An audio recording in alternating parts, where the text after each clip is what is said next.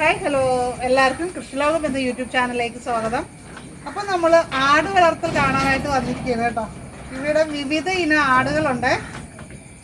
അടിപൊളി കൂടും കാര്യങ്ങളും ഒക്കെയാണ്.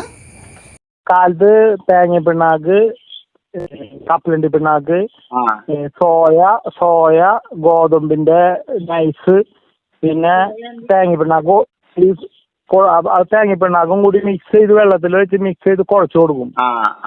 പിന്നെ മണ്ണുത്തി വെറ്റിനറി കോളേജിലെ പല്ലറ്റ്, മണ്ണുത്തി വെറ്റിനറി അവിടുത്തെ വെറ്റിനറി കോളേജിലെ പല്ലറ്റ്, കാൽസ്യം ഒന്നും കൊടുക്കണ്ട, സൂപ്പർ സാധനം. ആടിന് ഭയങ്കര ഇഷ്ടാ. അത് കൊടുത്തേ പിന്നെ എല്ലാ ആടും നന്നായി. ഇതൊക്കെ കാലത്ത് എത്ര മണിക്ക് കൊടുക്കണ സംഭവ? ഇത് 9 മണിക്ക്. ഇത് 9 മണിക്ക്. അത് കഴിഞ്ഞാ പിന്നെ ഒരെണ്ണത്തിന് പിന്നെ 5 മണിക്ക് വെള്ളത്തിൽ ഗോതമ്പ് ഈ തീറ്റ തന്നെ. മറ്റേത് കാലത്ത് 250 ഗ്രാം 300 ഗ്രാം വെച്ച് കൊടുക്കും ഒരെണ്ണത്തിന്.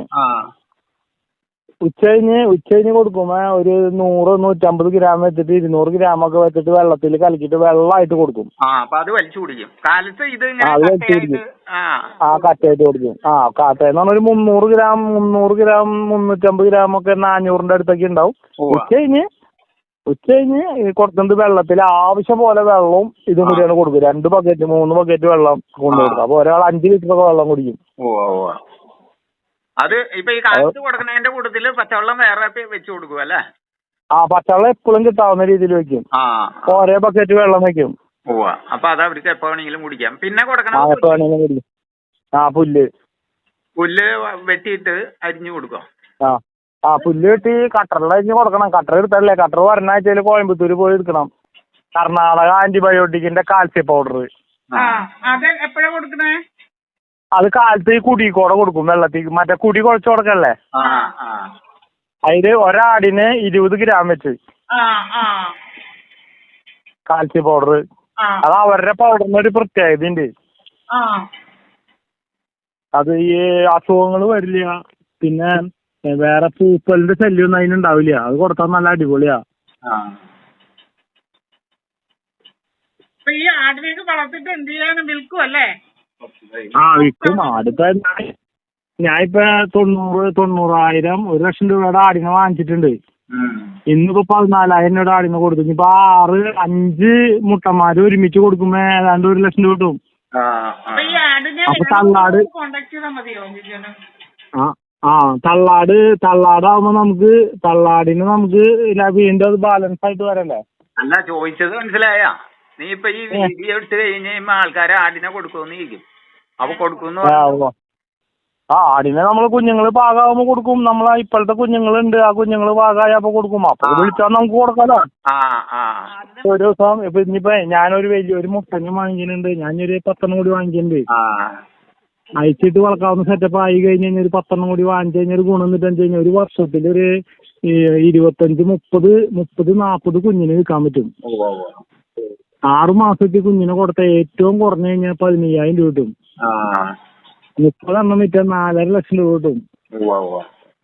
അതിലൊരു ഗുണം എന്നിട്ട് കഴിഞ്ഞാൽ അയച്ചിട്ട് സ്ഥലം ഉണ്ടാവണം. അപ്പൊ അത് ബാക്കിൽ ആ സ്ഥലം കുറച്ച് കമ്പിവേലിട്ട് നെറ്റിട്ട് റെഡിയാക്കിയാലേ അതിലൊരു പോത്തുട്ടിനെയും വാങ്ങിച്ചിടും. അപ്പൊ എന്നിട്ടാന്ന് വെച്ച് കഴിഞ്ഞാൽ ഈ പാമ്പ് വീഴുമ്പോ അങ്ങനത്തെ സാധനങ്ങളൊന്നും വരൂല.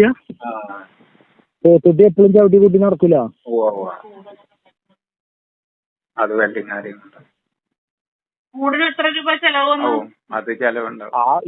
ഞങ്ങളുടെ കൂട് എന്ന് പറഞ്ഞു കഴിഞ്ഞാൽ അങ്ങനത്തെ ഒരു കൂട് പണിയണെങ്കിൽ ഒരു 70,000 രൂപ 75,000 രൂപ വരും. പക്ഷെ നമുക്ക് വരുന്നില്ലല്ലോ, നമുക്ക് എല്ലാ സാധനവും ഇവിടെ ഇരിക്കല്ലേ. 6,000 രൂപയ്ക്ക് പണിക്കാശ് വന്നുള്ളൂ, വേറെ ഒന്നും വന്നില്ല. ഒരു 3 കൂടടിക്കാനുള്ള ഒരു സംഭവം ഉണ്ട്.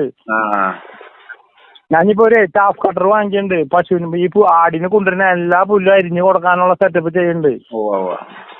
അപ്പൊ ആ ചേച്ചിക്ക് കൊറേ പണി എളുപ്പമായി. കൊണ്ടുവരുന്ന പുല്ല് നുറുക്കി വെച്ച് കഴിഞ്ഞാൽ ഒരുമിച്ച് പാത്രത്തിലാണ് ഇട്ട് കൊടുത്താ കളയാണ്ട് തിന്നുകയും ചെയ്യും. ഒന്നും വേസ്റ്റ് ആവില്ല. പുള്ളിക്കാരി ചെറിയ രീതിയിൽ ഒരുപാട് കട്ടല്ലാണ്. നമ്മളാ ഈ അറ്റത്തെ കൂട്ടിലൊരു 3 കുഞ്ഞ് ഒരു തള്ളിയും കിടക്കണല്ലേ, അത് 22,000 രൂപയ്ക്ക് ആ തള്ളേനെ വാങ്ങിച്ചതാണ്. ആ കുഞ്ഞുങ്ങൾ ഇപ്പൊ പ്രസവിച്ചു. അത് ജമിനാബാരിയാണ്.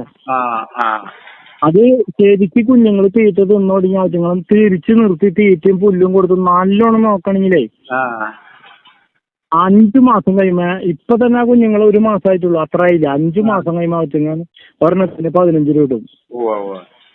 അപ്പൊ 3 45 രൂപ കിട്ടില്ലേ? തള്ളാട് ഫ്രീ ആവല്ല, ഫ്രീ അല്ല. ആട് നല്ലോണം നോക്കിയ ലാഭമാണ്. അതിനെ മുട്ട വേണം നമുക്ക്. ഇപ്പൊ ഒരു പറ്റി തിന്നിട്ട് ഇപ്പൊ മുട്ടനില്ലാത്ത കാരണം, അല്ലെങ്കിൽ ഇപ്പൊ എല്ലാം ചേന 3 മാസം ആയേനെ. ഞാൻ ഇപ്പൊ ക്രോസ് കഴിക്കാൻ നമുക്ക് സ്ഥലമില്ലാത്ത കാരണം കൊണ്ട് ക്രോസ് കഴിക്കാണ്ടായതാ. ഞാൻ ഇതിനു മുന്നേ 5 ആടിനെ വാങ്ങിച്ചത്. 5 ആട് കൂടി 6.5 ലിറ്റർ പാലുണ്ടായി. 125 രൂപയ്ക്ക് എറണാകുളത്തിന് ഒരു പാർട്ടിയോടെ പറഞ്ഞു ഒരു പാല് കൊണ്ടുപോകണവർ എന്റെ 5 ലിറ്റർ പാല് ഡെയിലി കൊണ്ടുപോണ്ടായി. 625 രൂപ ഡെയിലി കിട്ടാറുന്നു. ഇപ്പൊ ഈ നിക്കണേല് ഏതൊക്കെ ഇനങ്ങളാ ഉള്ളേ? അതില് ഒറിജിനൽ മലബാറി ഉണ്ട്, ഹൈദരാബാദി ഉണ്ട്, ജമുനക്കാരി ഉണ്ട്. അപ്പൊ ഈ 3 വെറൈറ്റി ഇതിനകത്തുള്ള ഹൈദരാബാദി ഉണ്ട്, മലബാറി ഉണ്ട്, ജമുനക്കാരി ഉണ്ട്. ബീറ്റലിന്റെ ഒരു പ്രസവിക്കാത്ത കടിഞ്ഞില് ചെനയുള്ളൊരു ആടുണ്ട്. അതിലൊരു ബ്രൗൺ കളർ കണ്ടില്ലേ? ഒറ്റ അത് ബീറ്റലാ. എന്ത് ചെയ്യണോന്ന് വെച്ചാൽ ഇനി 3 കൂടുണ്ടെങ്കിൽ 3 കൂട്ടില് 3 വെറൈറ്റി ഇടണം. അല്ല ഇനി ഞാൻ വാങ്ങിക്കുന്നത് മുഴുവനും മലബാറി വാങ്ങിക്കണുള്ളൂ. മലബാറിന്റെ പ്രത്യേകം എന്നിട്ടെന്നറിയോ? മലബാറി ഇപ്പൊ ആ ഫസ്റ്റ് നിക്കണ വെള്ളാടില്ലേ, അത് മലബാറിയാ. അത് ഒറിജിനൽ മലബാറി. ചെറിയൊരു ക്രോസ് ഉണ്ട്, പക്ഷെ ആ ആട് 1.5 ലിറ്റർ പാല് കറക്കതിനെ. അടിപൊളി തീറ്റ, ഒന്നും അറിയണ്ട. അതിന്റെ കുഞ്ഞ് ഇപ്പൊ 3 മാസമായിട്ടുള്ളൂ. ആ ആടിന്റെ ഒപ്പായില്ലേ ആ മുട്ടൻ കുഞ്ഞിക്ക് ഇപ്പൊ 10 രൂപ കിട്ടും. ആടിന് ഇഷ്ടമുള്ളവരെല്ലാം ഹായ് എന്ന് കമൻറ്റ് ചെയ്യണം. അതേപോലെ തന്നെ നിങ്ങൾക്ക് ആട് വളർത്തലിനെ കുറിച്ച് കൂടുതലായിട്ട് എന്തെങ്കിലും അറിയാനുണ്ടെങ്കിൽ അതുകൂടി കമൻറ്റ് ചെയ്യാനായിട്ട് മറക്കരുത്. നമ്മുടെ ചാനൽ ആദ്യമായിട്ട് കാണുന്നവരെല്ലാം ഒന്ന് സബ്സ്ക്രൈബ് ചെയ്തേക്കണേ. അതേപോലെ ബെല്ലൈക്കൺ ക്ലിക്ക് ചെയ്ത് ഓളൊന്ന് സെലക്ട് ചെയ്യുക. അതുപോലെ ഫേസ്ബുക്കിൽ കാണുന്നവരെല്ലാം ഒന്ന് ഫോളോ ചെയ്യാനും ലൈക്ക് ചെയ്യാനും മറക്കരുത്. അപ്പോൾ അടുത്തൊരു വീഡിയോയിൽ വീണ്ടും കാണാം. നന്ദി, നമസ്കാരം.